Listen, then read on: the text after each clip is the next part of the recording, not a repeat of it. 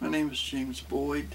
I'm currently enrolled in the HSCO 508 class at Liberty University, and this is my project. I notice we have several slides, and I will call the names of each one of them before I give some excerpts from it. Slide 1 is my title page. On slide 2 is my introduction, which let us know that in the last 8 weeks I feel that I have learned some very important elements about interpersonal communication. I think I've learned more in the last 8 weeks about that than I have in the last 8 years. And since taking this course, I've been able to and introduced to many other different sources of communication, such as self-disclosure, nexting, talking, social media, Facebook, and so on. But all of these conversation matters should be truly valid to me in the future. And according to Stewart, however, he said that most of the conversation that is being held, about 62% of it has what is called flawed or deceptive practices within it. In some cases, many people just outright lie. Listen to the validity of conversation. On slide 3, I have what is called my overarching goals. My goal is simply this: to preach the gospel of Jesus Christ to those who will listen, to counsel others with empathetic listening. Also, I plan to use Peterson's talk and listening skills programs and models. I know now that I will exercise an additional 10 or 15 different models of interpersonal communication, and I feel that this would be a major improvement for me. I will integrate this class with psychology and theology. On slide 4, have background. I have been a Baptist pastor now for 40 years. I've gone to different universities for 20 years. I'm happily married and we have 4 children, all of which are grown and professional. I have married over 600 couples and performed many other services as funerals and counseling. I've counseled many senior citizens, youth, and those who abuse alcohol and drugs. I've also adjusted hundreds and worked with hundreds of people who have had legal problems. And I think I've come up, by the grace of God, with 90% successful ratio. And that's only because Christ was in the center of it. On slide 5, I have what is called the overcoming my potential barriers.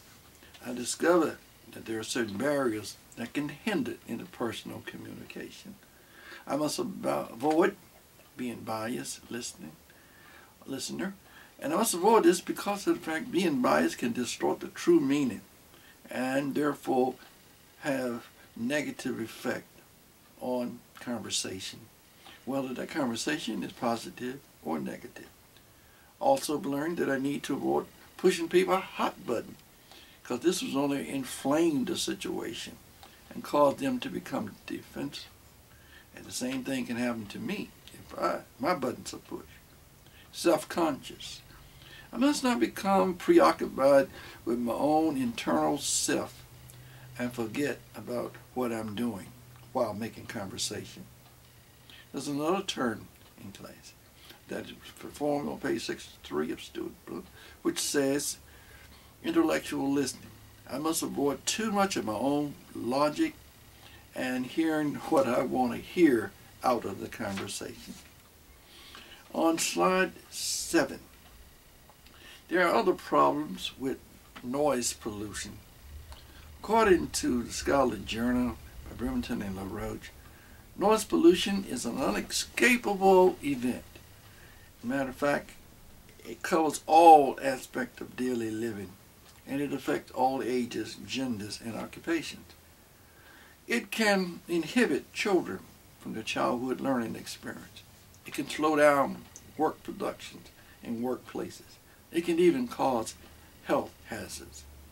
It can cause the loss of hearing, which poses a danger within itself, because it will not be able to hear such things as alarms, a train, and other problems that arise. It can also affect cognitive and social skills within the elderly, a very important factor as we tend to grow old.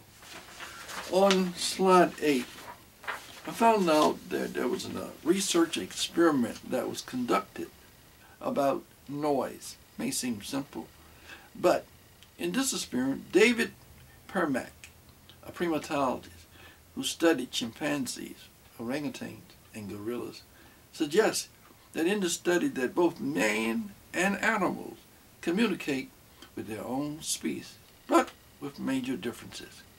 In this study, men, when they become separated or lost, tend to call and to communicate or to yell out for one another. However, if the orangutan or chimpanzee were to get lost, you would not expect them to try to talk or to yell out to one another. But what they would do, their way of communicating, they would keep searching until they find their partners or their mates. That is a major difference.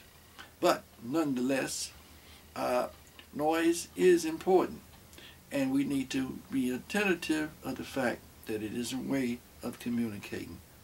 I've decided that I will handle noise interference when counseling others by making it as quiet as possible. Turn off the radios, television, and closing doors when I found them necessary.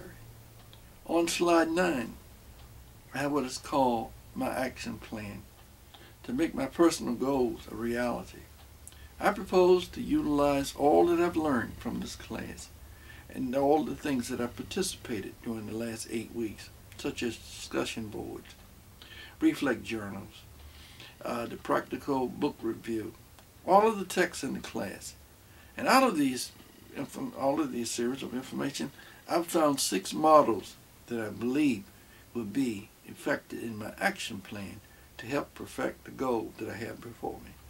However, integrating very biblical scriptures is also a part of my agenda, and to keep my mind focused on Christ and faith in God, because the true counselor with all knowledge and all wisdom is the Lord. First of all, in slide 10. On slide 10, the first model that I plan to use is called Nexting. I will utilize Nexting model because of its great interpersonal communication for the purpose of encouraging. And Stewart has said that this can be used and done by paraphrasing. In other words, if someone says something that does not seem right, rather than put them down, you encourage them, or you go on with another subject to lift them up. Nexting is defined as what I will do next to avoid criticizing, finding fault, and bringing other people down. And that may not seem like much, but it is an important value. But in Nexting, there must be collaboration between the parties speaking. And that's why when I think about it and let us lift up one another, I use 1 Thessalonians 5:11, which teaches us to edify one another. And we need to do that anyway as children of God. On slide 11, I've put down what is called constructing identity. It is important in order to counsel that an individual is able to identify themselves, whom they are, and where they plan on going. This identity is discovered by their present and past experience that they have endured in life. And God has made all of us with an innate trait necessary for interpersonal communication. Therefore, knowing who you are and what the world expects of you is very important. And if we do this, we will help be able to have constructed identity, and therefore we may be able to find out what we need to do next. On slide 12, I've got what is called empathetic listening. Empathetic listening is sensitivity, listening with sensitivity toward others. It requires focusing, encouraging, and reflecting, and should be the top of our list when it comes to help getting the word across or listening to what other folks have in their heart.